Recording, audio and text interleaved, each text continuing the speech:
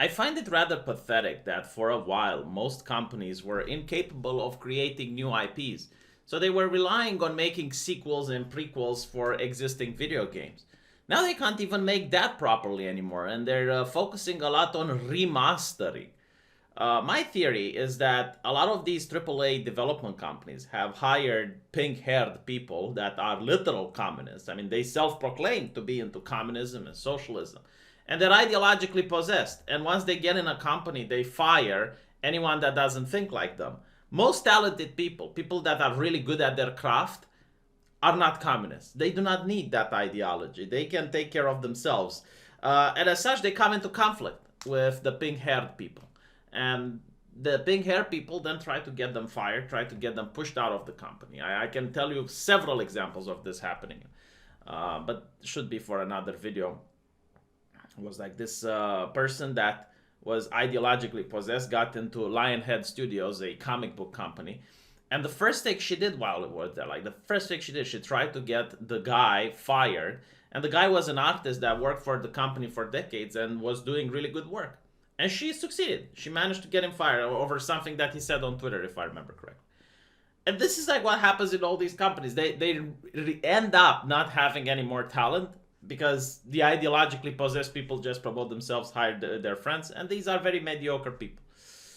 So yeah, now they're doing remasters. Crysis Remastered. Crysis is a really good game. I enjoyed it when it was out. My only complaint was that the stealth was just way too good. For those of you who haven't played it, it's a first-person shooter, and the whole story about it is that you got this cool nano suit, which can do a lot of cool things, like give you maximum strength, and then you can punch tanks around, you can jump really high, you can use it to give you maximum speed, which slows down time, it slows down bullets, and you can play like you're in the Matrix.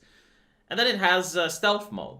And stealth mode was just too amazing. There was almost no need to use the other modes because stealth mode was just that good.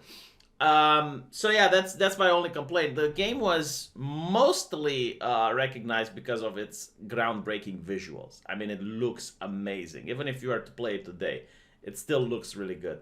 A lot of people couldn't play it because they didn't have the graphics card to play it. So yeah.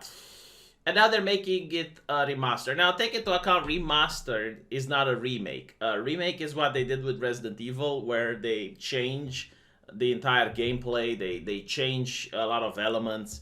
So that is actually an effort. Remaster is like, okay, they're going to improve the graphics a little bit. And, you know, like make it more compatible with current operating systems. And that's pretty much it. Maybe give it a multiplayer.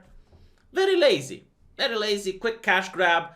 What I'm also really surprised is that they're not waiting for the new generations of consoles, which is literally down the corner. Like, this could be a good way in order to get a deal with the console makers in order to sell your game for the PS5.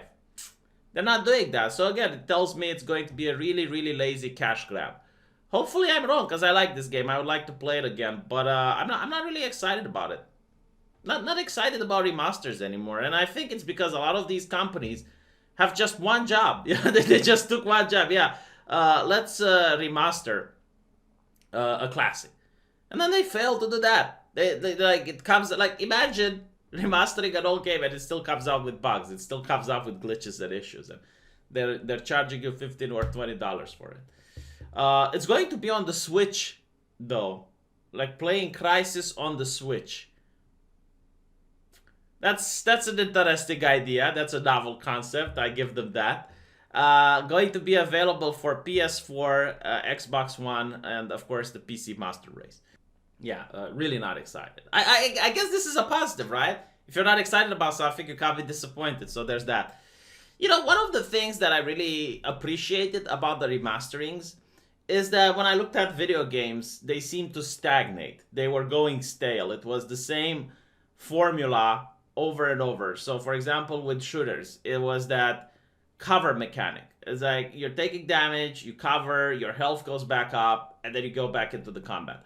I really didn't like it. And when they started remaking old games, I was like, well, you know, maybe they're going to find out that they can add elements from the previous games, which is something a lot cooler. Like a perfect example, right? Resident Evil 6, it was like the Michael Bay of Resident Evils. And then they decide to remake Resident Evil 2. They bring the horror element. A lot of people like it. A lot of people enjoy it. And I'm like, well, maybe now they're going to take elements from the previous games that worked and mix them up with elements from the new games that work.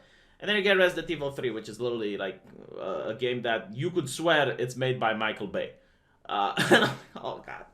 So this is the path you're going on, huh? And now they're remaking Resident Evil 4. So I guess even my hopes and dreams of importing stuff that were from the previous games with the remasters, yeah, that's not going to work. We're not going to see that. Like, they have their obsession. They have their narrow view with what they think attracts a wider audience. And that's what they're going with. They think, oh, explosions, boom, boom, boom, boom, here, blah, blah, blah. That's what people need in a horror genre. Okay, right. Do let me know what you think, and I'll see you guys in the comment section.